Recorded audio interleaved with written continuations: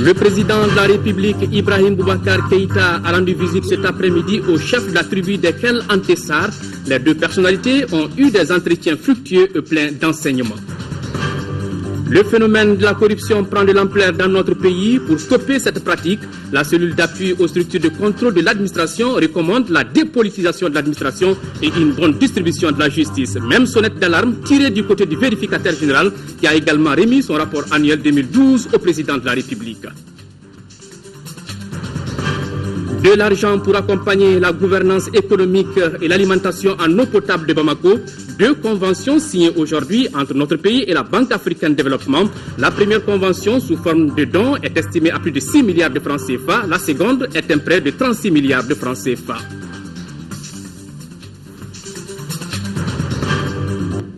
Voilà pour les titres. Mesdames, Messieurs, bonsoir et bienvenue dans cette session d'information. Je vous le disais tout à l'heure, le chef de la tribu des Kel Antessar, Mohamed El Mehdi Ag Ataer El Ansari, a reçu cet après-midi la visite du président de la République, Ibrahim Boubacar Keïta, a rendu hommage à cette grande personnalité, ce doyen des réfugiés qui a décidé de regagner sa patrie, le Mali. C'était la semaine dernière. Les deux personnalités se sont entretenues pendant une trentaine de minutes, fructueux et pleins d'enseignements. Ces échanges, c'est ce que nous dit Sidiki Dambélé.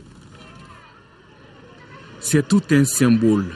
Le président de la République, Ibrahim Boubacar Keïta, chez les patriarches de la tribu des Kel Antessar, Mohamed El Mehdi Ag Ataer El Ansari. Une visite de courtoisie certes, mais pleine de signification, une visite empreinte de sagesse et de conseils, car le doyen, comme on l'appelle ici, est une source inépuisable, une grâce de Dieu, et ce n'est pas tout. Ça, ce sont les piliers du Mali. Et moi, ce soir, je vais dormir, je suis heureux. C'est l'un de mes pères auquel je tiens énormément est de retour au Mali. C'est heureux. Et remercions Allah subhanahu wa ta'ala de ce bonheur dont il nous comble. La présence du vieux El Mehdi, c'est un don de Dieu. Alhamdulillah. Puisse Dieu le préserver et nous le garder. On a besoin de ses conseils. On a besoin de savoir à côté de nous. J'ai des difficultés, je cours ici, je vais le voir, Inch'Allah. Et ça, je pense que, je l'ai dit, dans tout ça, là, tout ce que nous faisons, nous le faisons avec l'accompagnement bienveillant d'Allah subhanahu wa ta'ala. Alors qu'il continue à veiller sur le Mali. Et que nous ayons des bonheurs du genre de plus en plus. Et Inch'Allah. Pour Ibekash, le retour du patriarche au pays après un séjour au Burkina Faso en tant que réfugié est un appel d'air. Le président Ibeka a rappelé certaines valeurs cardinales qui fondent la société malienne. Le Mali est un pays de blancs et de noirs. Le Mali est un pays de mixage. Le Mali est un pays de fraternité. Le Mali est un pays de convivialité. Le Mali est le pays du vivre ensemble. Tous ceux qui sont dans des positions opposées ne comprennent rien au Mali. Et ne sont pas les amis du Mali. Il y en a qui sont dans l'erreur, qu'Allah les inspire heureusement, qu'ils comprennent leur erreur et qu'ils reviennent tranquillement. Je dis encore une fois, cet homme aujourd'hui, d'âge certain, est une grâce de Dieu que je connais. J'ai l'habitude à Gundam d'aller chez lui et chaque fois j'en suis sorti meilleur. Parce que sa sagesse vous inspire, sa sagesse vous éclaire. Et c'est cette grâce qu'Allah a rendue au Mali. Du haut de ses 90 ans, El Mehdi est certainement l'un des rares grands témoins encore vivants de l'histoire contemporaine du Mali, à qui le président de la République, Ibrahim Boubacar Keïta, vient de rendre le vibrant hommage qu'il mérite. Nous restons avec le président de la République. Les bulletins d'information 2011 et de 2012 de la cellule d'appui aux structures de contrôle de l'administration CASCA ont été remis ce matin au président de la République. Ces deux bulletins sont la synthèse de 217 rapports issus de 151 missions financières. De l'analyse des différents documents, il ressort que le phénomène de la corruption prend de l'ampleur au Mali. Pour lutter contre le fléau, la CASCA recommande la dépolitisation de l'administration et une bonne distribution de la justice. Reportage Bourama Traoré. Quand les ressources financières d'un pays sont limitées, la bonne gestion devient la règle d'or. Une évidence qui ne semble pas être comprise par bon nombre de Maliens. Les rapports annuels appelés bulletins d'information de 2011 et de 2012 de la cellule d'appui aux structures de contrôle de l'administration Casca sont assez illustratifs.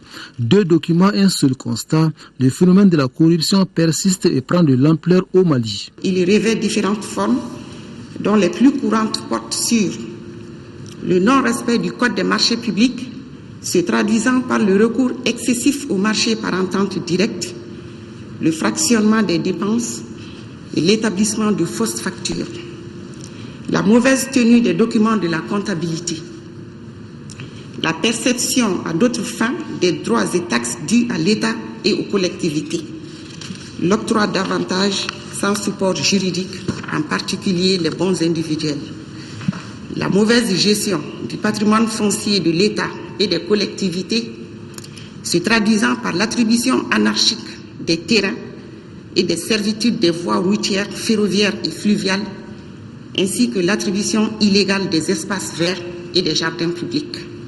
Les bulletins d'information de 2011 et de 2012 de la Casca en chiffres, c'est 217 rapports issus de 151 missions financières, 37 missions conjointes, 12 vérifications de performance et de 54 suivis de recommandations, sur lesquels 49 dossiers ont fait l'objet de transmission à la justice.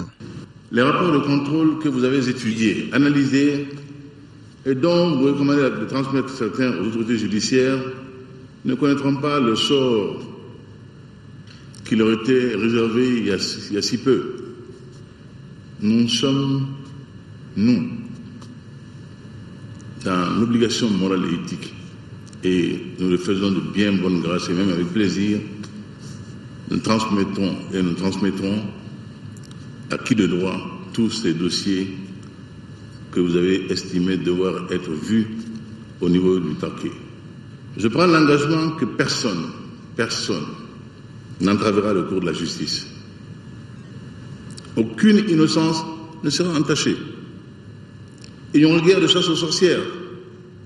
Mais il ne saurait y avoir non plus ni passe-droit, ni sauf-conduit.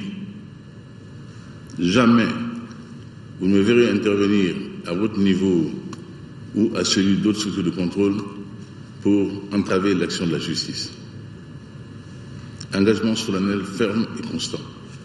L'argent du peuple malien sera restitué. Pour réussir la lutte anticorruption, la mise en œuvre de certaines mesures s'impose, au nombre desquelles assurer l'indépendance du pouvoir judiciaire et restaurer l'autorité de l'État selon la présidente de la Casca. Il s'agit d'exiger le respect strict des textes législatifs et réglementaires, de promouvoir l'intégrité organisationnelle basée sur le respect de la hiérarchie, entraînant une discipline sans laquelle régnerait l'anarchie la plus complète dans nos services. Il s'agit de dépolitiser l'administration et d'instituer des enquêtes de moralité fiables avant toute nomination par décret, d'élaborer un code d'éthique et de déontologie à l'usage des administrations et d'appliquer des sanctions à l'endroit des fonctionnaires indélicats. La prise en compte de ces recommandations est une nécessité absolue si le Mali veut figurer parmi les nations émergentes et respectées, dixit le président de la République, lequel dédie d'ailleurs son quinquennat à la gouvernance rationnelle et responsable de nos ressources.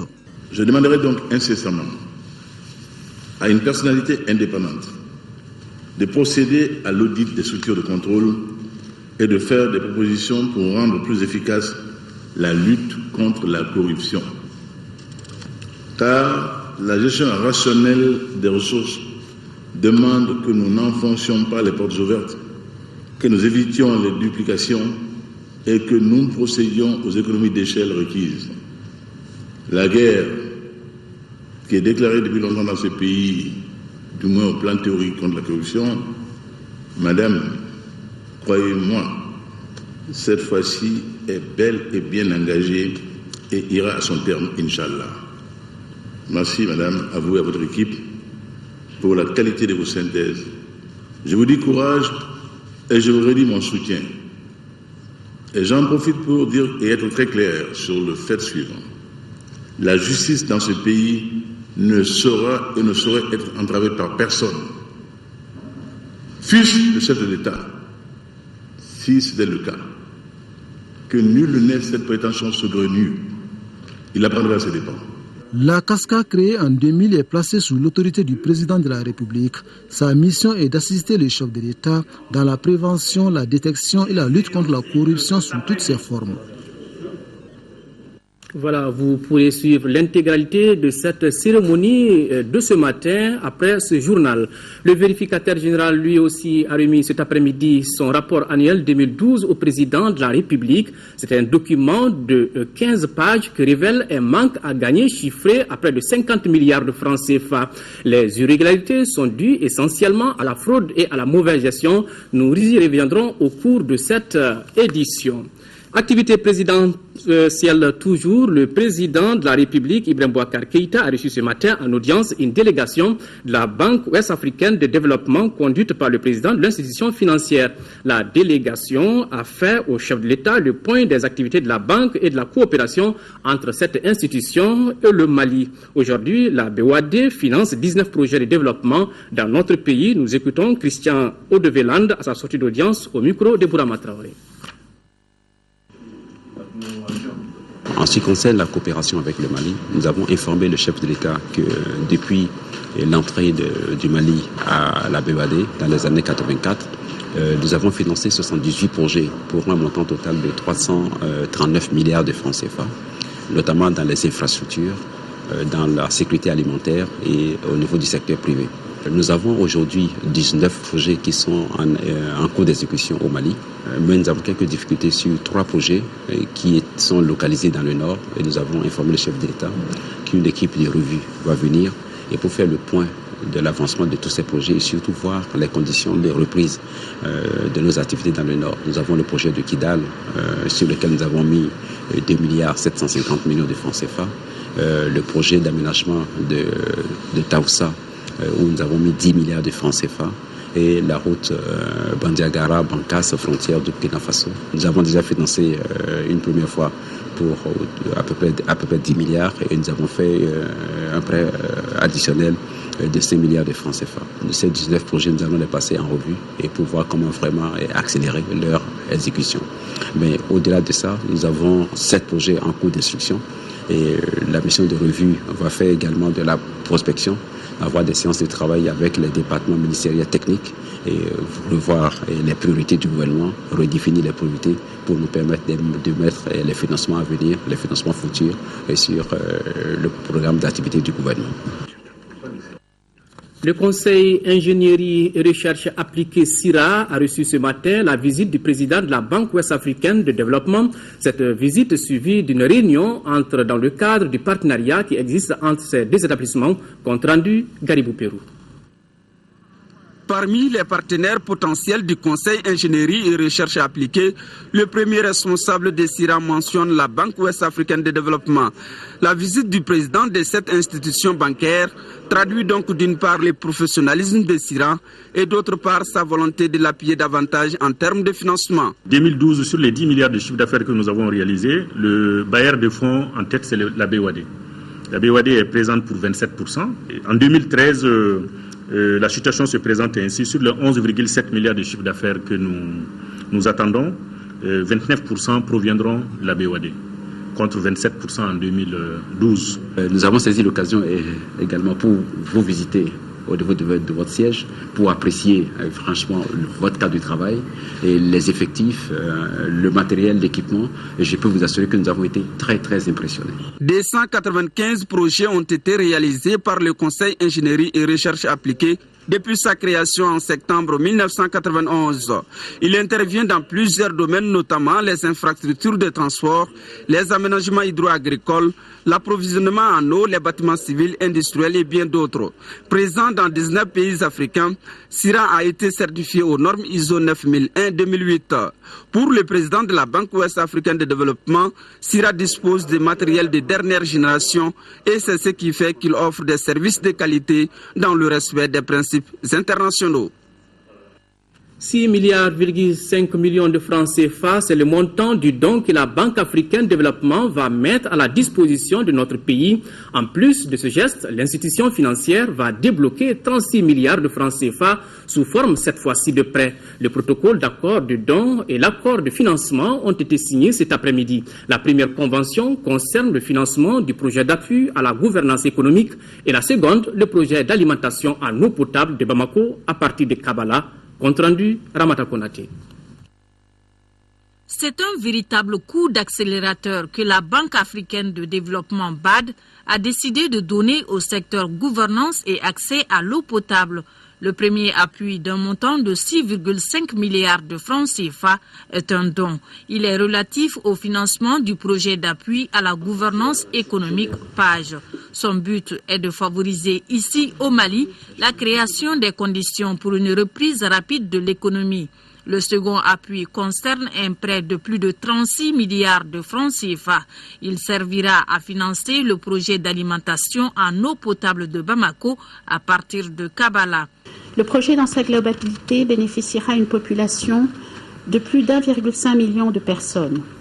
Outre la réalisation d'une station de traitement capable de produire la totalité du volume journalier projeté et dotée d'une station d'alerte pour veiller à la qualité de l'eau produite, le projet financera 6 réservoirs d'eau qui auront une capacité de plus de 50% de celle actuellement, plus de 66 000 branchements sociaux pour les ménages les plus déshérités, plus de 1000 bornes fontaines, notamment dans les quartiers précaires. C'est donc un renforcement de capacité des structures chargées de l'électricité, de l'eau et de l'assainissement qui est en cours.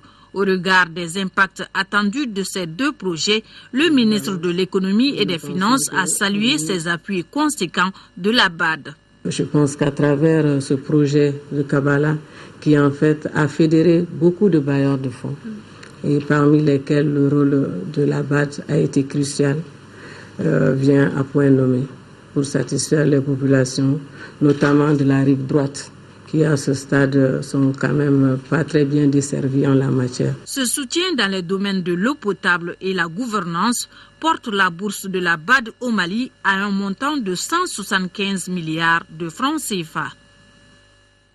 De la viande bien conditionnée, l'idée d'un nouvel abattoir moderne fait son chemin au Mali. C'est dans ce cadre que le ministre délégué chargé de la promotion des investissements et de l'initiative privée, Moustapha Ben Barka, a eu aujourd'hui une séance de travail avec les responsables de l'entreprise chinoise International Engineering Corporation. L'entreprise veut accompagner le gouvernement dans sa politique de modernisation de la filière viande. Écoutons Cheikh Ibrahima Dion, conseiller principal de l'entreprise chinoise. Il est au micro de Moussa Fani.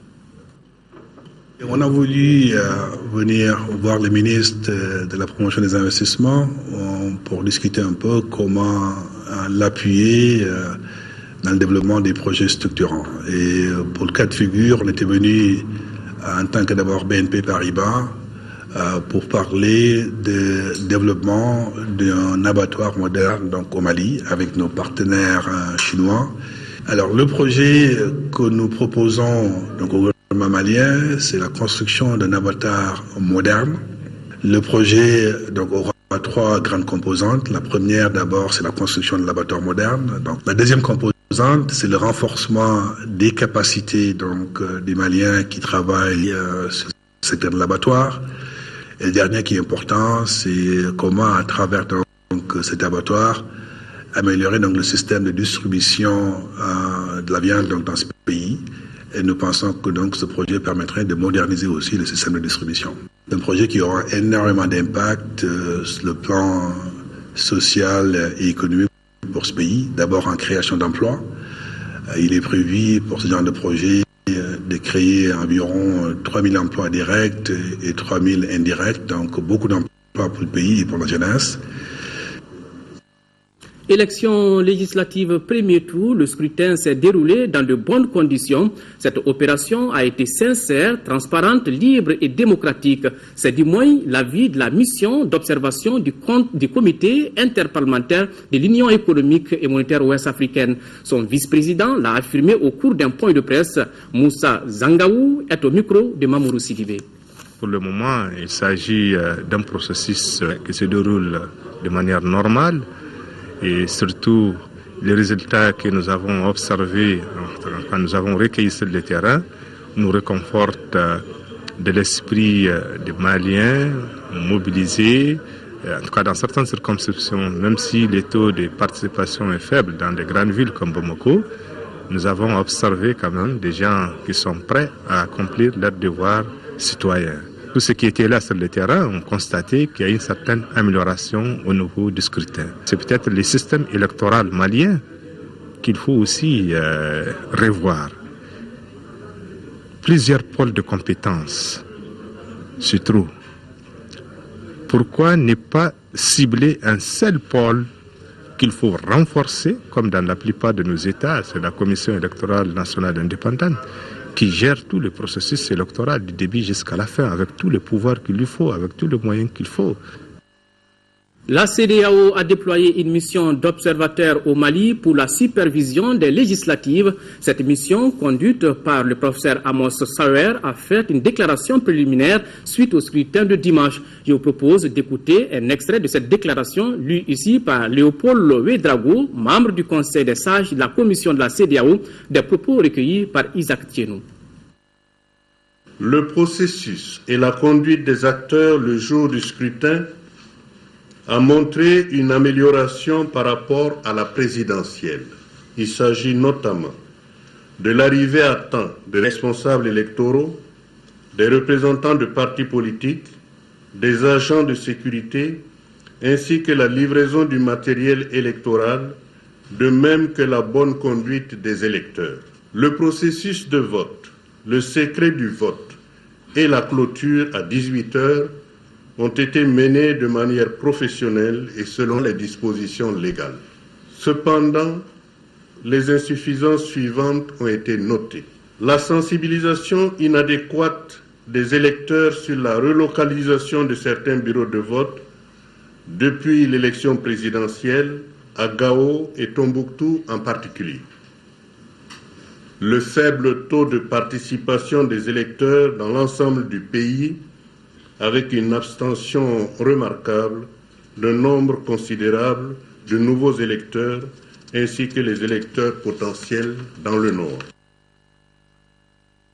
Dans le cadre des élections législatives du 24 novembre 2013, la Commission nationale des droits de l'homme a diligenté des missions d'observation dans les 6 communes du district de Bamako, le chef-lieu de cercle de Kati. Les observateurs se sont donc rendus dans ces localités suivant accréditation d'observateurs de la Commission électorale nationale indépendante. Sur la base des constats de ces observateurs, la CNDH note avec satisfaction que le scrutin s'est bien déroulé dans l'ensemble des communes visitées. Autre déclaration, le réseau des historiens géographes accrédités par la CENI a déployé 50 observateurs nationaux dans certaines circonscriptions électorales. Vient donc par la présente féliciter le gouvernement, ses partenaires pour la bonne organisation du scrutin du dimanche. Je vous l'annonçais tout à l'heure, le vérificateur général a remis au président de la République cet après-midi son rapport annuel 2012. C'est un document de 135 pages qui révèle un manque à gagner chiffré à près de 50 milliards de francs CFA. Les irrégularités sont dues essentiellement à la fraude et à la mauvaise gestion. Ibrahim Traoré. C'est un rapport jugé très accablant que le vérificateur général vient de remettre au président de la République. Le document décrit une véritable mafia financière au sein de l'administration publique. Le rapport pointe du doigt les gestionnaires, les directeurs financiers du matériel, le secteur privé contractuel de l'État dans le cadre des marchés publics et certains ministères.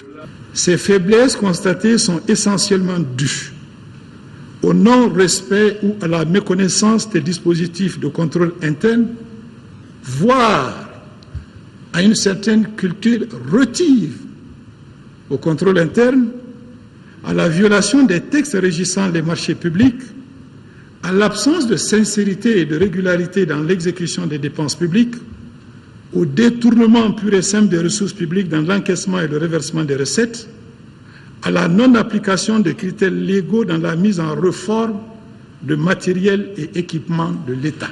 Un des points saillants du rapport, le vérificateur général déplore que la réforme des véhicules de l'État devient de plus en plus une incroyable source d'appauvrissement de son patrimoine. Il en est de même, ajoute-t-il, des immeubles bâtis et non bâtis. En guise d'illustration, sur les exercices budgétaires 2009, 2010 et 2011, l'État a acquis 1466 véhicules pour un coût de plus de 38 milliards de francs CFA. 1466 véhicules pour un peu plus de 38 milliards de francs CFA. Sur la même période, c'est-à-dire 2009, 2010 et 2011, 1891 véhicules, âgés pour certains de moins de 5 ans, ont été admis à la réforme pour un prix de cession proposé d'environ 643 230 805. Par ailleurs, et de manière inquiétante et alarmante, ont été ici relevés de nombreux cas d'acquisition fictive sur les deniers publics dans des secteurs aussi sensibles que coûteux comme l'éducation nationale et la santé. Dans une des directions des finances et du matériel des ministères que nous n'avons pas nommés, vous le vérifierez dans le rapport sectoriel, nos travaux de vérification ont décelé des situations qui sont matériellement impossibles. Comme le cas d'une fiche, une seule fiche d'entretien qui indique par exemple que pour une seule et même réparation, en un seul jour, plus de 150 pièces de rechange ont été installées sur un seul véhicule. Ces mauvaises pratiques, ces déficiences morales et éthiques, ces manques d'engagement et de loyauté ont causé à l'État une perte financière de 49,39 milliards de francs CFA, dont 7,50 milliards de francs CFA représentant la fraude, c'est-à-dire de la façon la plus triviale, le vol organisé, et 41,82 milliards de francs CFA de mauvaise gestion.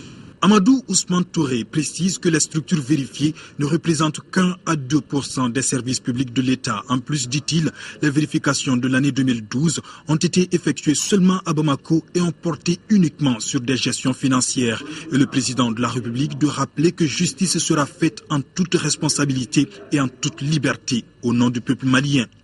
Non, le ridicule ne tue plus. Mais la vérité passera, la justice passera, Inch'Allah. Ils n'iront que jaunes. Et pour pas très longtemps, Inch'Allah. Mesdames, Messieurs, certains diront fanfaronnade. Nous verrons bien. Paroles, nous verrons bien. Discours, nous verrons bien.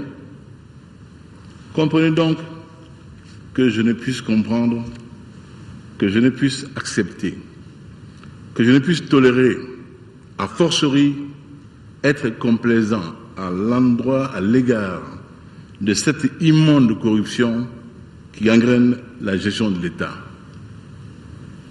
C'est pourquoi, loin d'une rengaine, je le dis avec force conviction, je suis déterminé de toute mon âme à organiser implacablement la lutte contre la corruption sur la base d'un principe intangible. Corruption, tolérance zéro, sans aucune exception. Sans aucune exception. Sans aucune exception. Le Mali a trop longtemps saigné. Il est temps d'arrêter l'hémorragie. Et le garrot sera mis. La balle est désormais dans le camp des autorités judiciaires. Mais en attendant, le vérificateur général a tenu à demander une faveur au président de la République. Une seule, celle de lire personnellement, même si c'est 2 pages par nuit, ce rapport, afin de vous faire une idée personnelle sur la qualité, l'investissement et le professionnalisme des travaux qui ont été exécutés. Voilà, il faut retenir que le document fait 135 pages. Sur un tout autre plan, les lampions se sont éteints aujourd'hui à Ségou sur la 19e édition du mois de la solidarité et de la lutte contre l'exclusion. La cérémonie de clôture a eu lieu en présence de plusieurs membres du gouvernement. Un mois qui aura été riche en activités visant à accompagner les couches défavorisées de notre pays. Pour cette 19e édition, le gouvernement et ses partenaires ont débloqué, tenez-vous bien, 4 milliards de francs CFA. Le récit de Mohamed Diarra, notre envoyé spécial.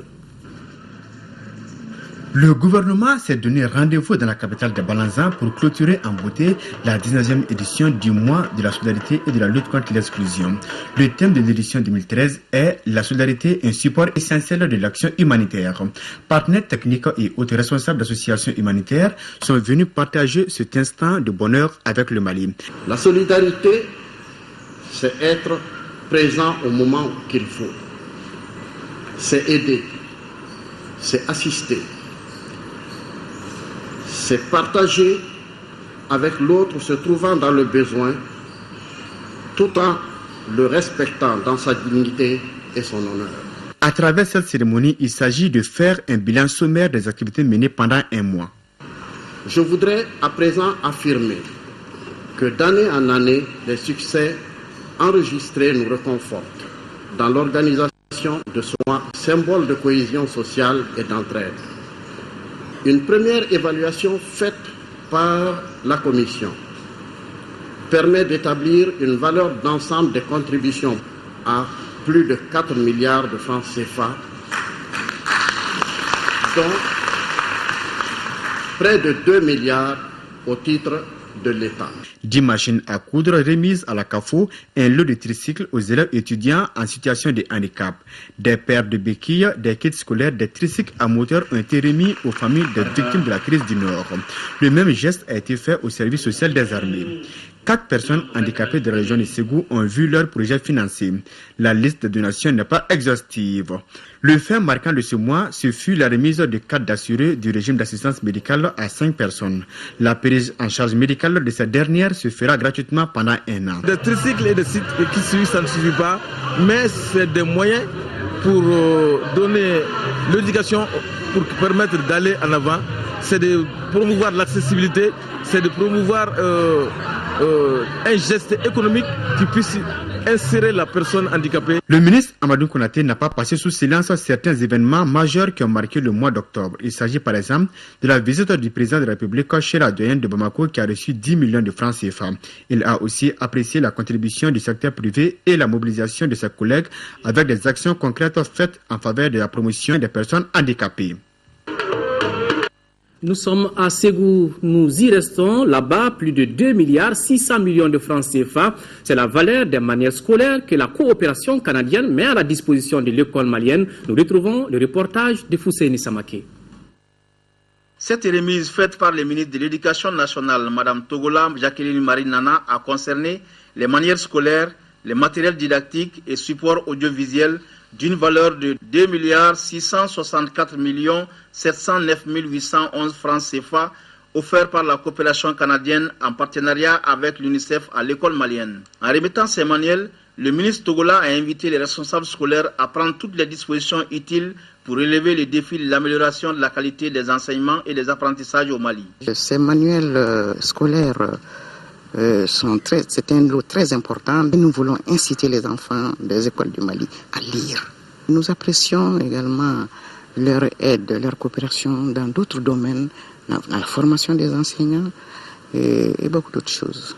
Pour l'ambassadeur du Canada au Mali, son Excellence Louis de Lorimier, cet appui s'inscrit dans les défis à relever pour le système éducatif malien. À travers cette nouvelle initiative, le Canada témoigne, s'il en est encore besoin, de son attachement à l'importance d'une éducation de qualité pour tous, qui est à la base de l'avenir de toute société.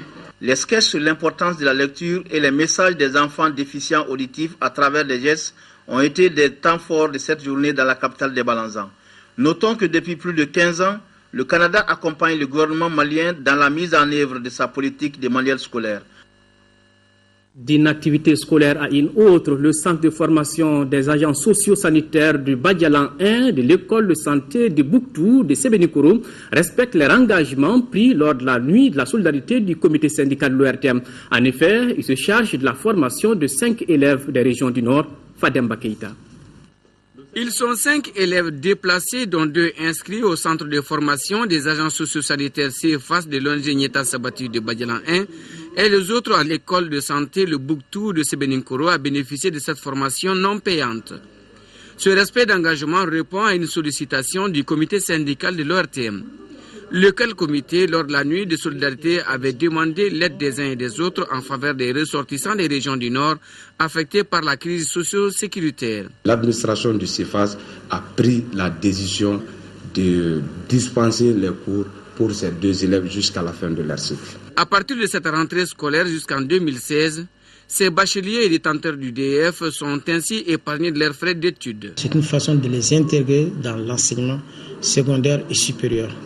Deuxièmement, c'est pour pouvoir délocaliser et décentraliser la formation.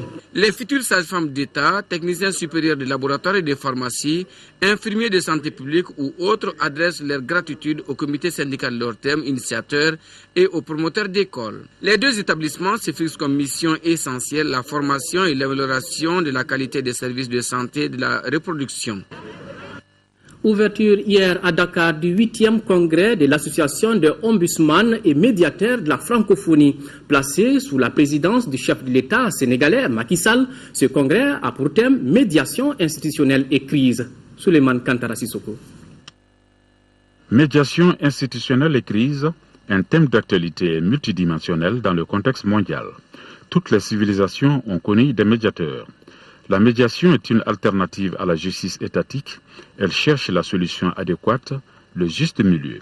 Dans son allocution de bienvenue, le médiateur de la République du Sénégal, le professeur Serigne Diop, président de l'association des ombudsman et médiateurs de la francophonie, a salué la présence du chef de l'État sénégalais Macky Sall comme une marque de considération à l'endroit des modérateurs. Il a par ailleurs rendu un vibrant hommage à M. Diango Sissoko, ancien médiateur de la République du Mali, ancien Premier ministre, pour tous les efforts ayant abouti à la fin de la transition pacifique au Mali. Le directeur de la paix, démocratie et droits de l'homme de l'Organisation internationale de la francophonie, Christopher Guilou, lui dira que le rôle du médiateur est primordial pour instaurer la confiance entre l'administration et les administrés. Pour le président Macky Sall, dans tous les pays, le recours à la mondialisation se développe et s'institutionnalise de plus en plus. L'État de droit a besoin d'un médiateur fort, d'une autorité administrative indépendante. Tout le monde reconnaît aujourd'hui que dans le monde, la façon de gouverner les hommes évolue beaucoup. Et dans tous les cas et à tous les niveaux, les gens ont de plus en plus recours à la médiation. Ce n'est pas quelque chose de très nouveau, puisque dans nos sociétés traditionnelles, il y avait aussi des structures et des procédures de médiation.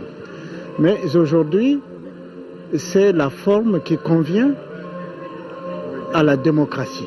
Au cours de ce congrès qui prendra fin jeudi prochain, plusieurs ateliers et communications seront au programme.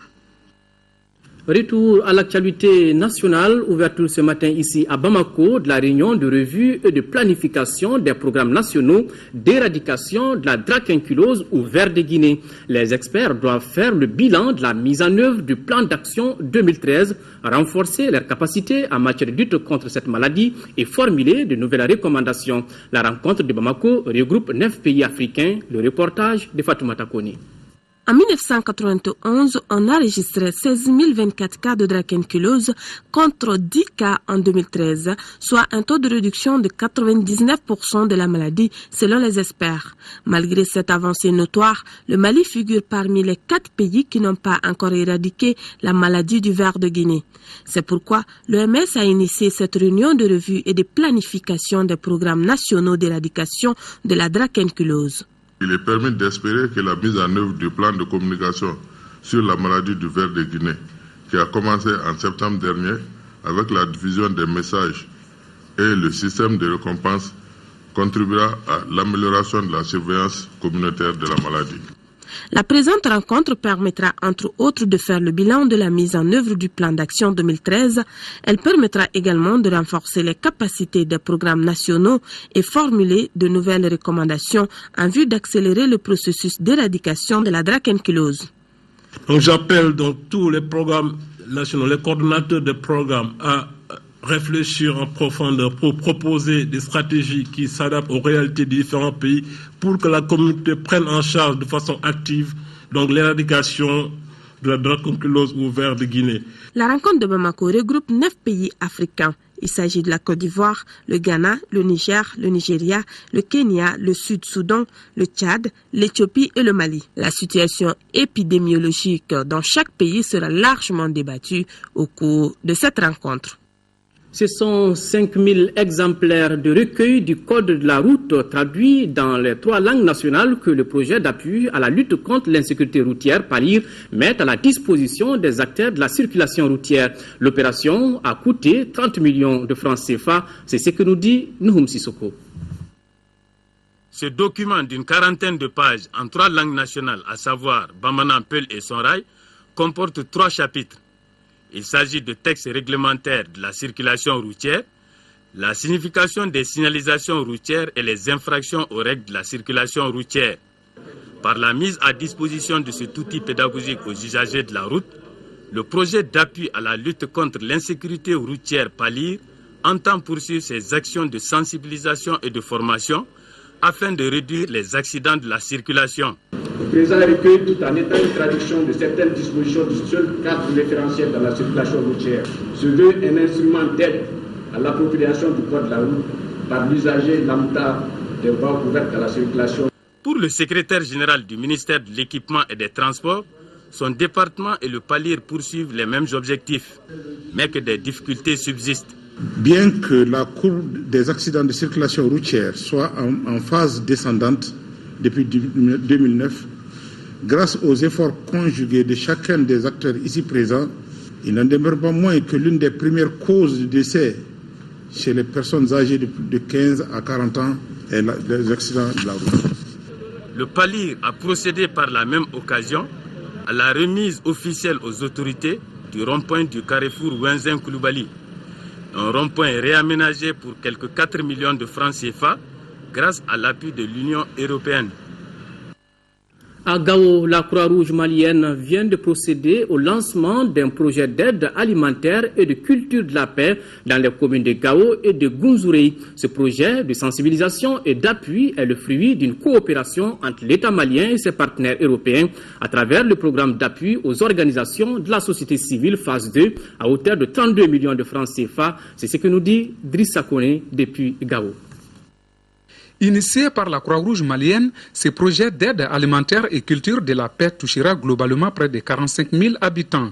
Dans son exécution, il sera question d'une assistance en vivres et en kit de cuisine aux personnes vulnérables des communes de Gao et de Gunzurei, surtout celles du 3e âge, des handicapés physiques et visuels. Il sera procédé à la formation en 15 jours d'une centaine de jeunes volontaires sur des modules de la paix, du secourisme et des soins d'urgence.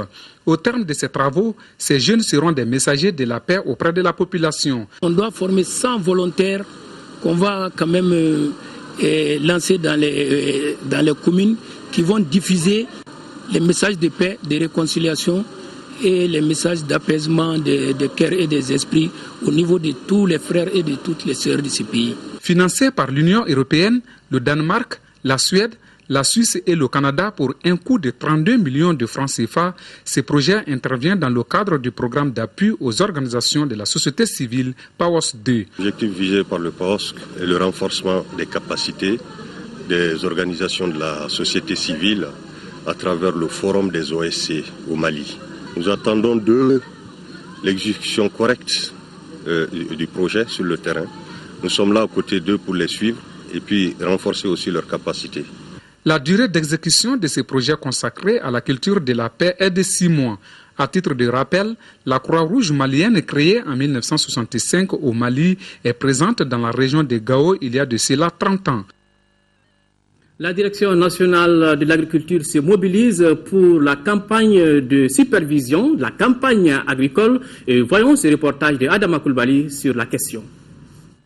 Il faut s'assurer des résultats de la campagne agricole 2013-2014. C'est ce que cherchaient ces techniciens et responsables de la direction régionale de l'agriculture du district et des représentants de la chambre d'agriculture en allant échanger avec certains paysans possesseurs de concessions rurales. Cette mission se situe dans l'objectif d'apprécier de concert avec les producteurs l'issue de la campagne agricole 2013-2014 et aussi identifier toujours avec les mêmes producteurs des éléments nouveaux pouvant contribuer à l'élaboration de la campagne agricole 2014-2015. La première visite a été effectuée chez Samba Sila. Il possède une superficie de 2,5 hectares avec 1 hectare exploité en maïs. Samba garde des bœufs et des moutons. Le paysan souligne que si la campagne n'a pas été mauvaise, elle ne vaut pas celle de l'année dernière. Deuxième concession visitée, c'est celle de Massire Djabi. Superficie 15 hectares avec 5 hectares exploités. Contrairement au premier, Massire est satisfait de sa campagne. Il compte avoir plus de 200 sacs de maïs de 100 kg. Le paysan garde en plus 100 têtes de bœufs de races différentes. La visite a pris fin dans la concession rurale de Siné Sangaré. Il a 13 hectares avec 5 hectares exploités. Siné ne désespère pas, mais il souligne que sa production de maïs n'a pas atteint celle de l'année dernière. Ces paysans, contrairement aux paysans de l'intérieur du pays, mènent des activités diversifiées, ce qui leur donne plus de poids. Dans les doléances, ces paysans demandent des appuis en matériel pour ne pas rater les premières pluies et pouvoir produire plus. Activité similaire dans la Venise malienne, là-bas, une mission conjointe de supervision de la campagne agricole 2012-2013 de la direction régionale de l'agriculture de Mopti et de la direction nationale vient de sillonner certaines zones de production de la région. Le constat général est que la situation est satisfaisante à Koro et Bankas. Par contre, à Bandiagara, elle est globalement déficitaire. Yacouba Maïga. En région de Mopti, la campagne agricole 2012-2013 tire vers sa fin en cette période de récolte, de séchage et de mise en meule pour les céréales sèches. Si à Koro et à Bankas, les deux principaux bassins de production de la région, les producteurs se réjouissent d'avoir de quoi subvenir à leurs besoins alimentaires. Par contre, à Bandiagara, la situation est globalement déficitaire et très inquiétante. Par rapport aux cultures sèches, vraiment nous avons des inquiétudes, sauf dans les bassins de production au niveau de Kourou et Bankas. Et pire que ça, par rapport à la mauvaise pluviométrie, les barrages n'ont pas pu faire assez de retenue. Ce qui fait qu'au niveau de Bandiagara, nous ne pourrons pas dépasser un cycle d'oignons. En ce qui concerne les cultures irriguées, à l'image de la zone de production de l'office riz Mopti, dans le casier de Mopti Nord, le riz est au stade de montaison et de début d'épiaison en subversion contrôlée. Sur 10 346 hectares sémés, la superficie récoltable est estimée à 8 678 hectares. On a vu quand même une situation assez satisfaisante par rapport à la rentrée d'eau due au cru. Quelques légers retraits et précoces, mais vraiment on peut dire que quand même ça c'est pas très dangereux, pas très grave. Les visiteurs ont eu l'opportunité dans toutes les zones de production sillonnées de rencontrer et de discuter avec l'ensemble des acteurs sur les préoccupations de l'heure et les perspectives de la campagne agricole 2013-2014. Voilà, c'est sur cet élément que prend fin cette édition. Merci de l'avoir suivi. Demain, 10h-13h, retrouvez Kadiatou Kone. Quant à moi, je vous retrouve pour les éditions du soir. Au revoir et qu'Allah bénisse le Mali.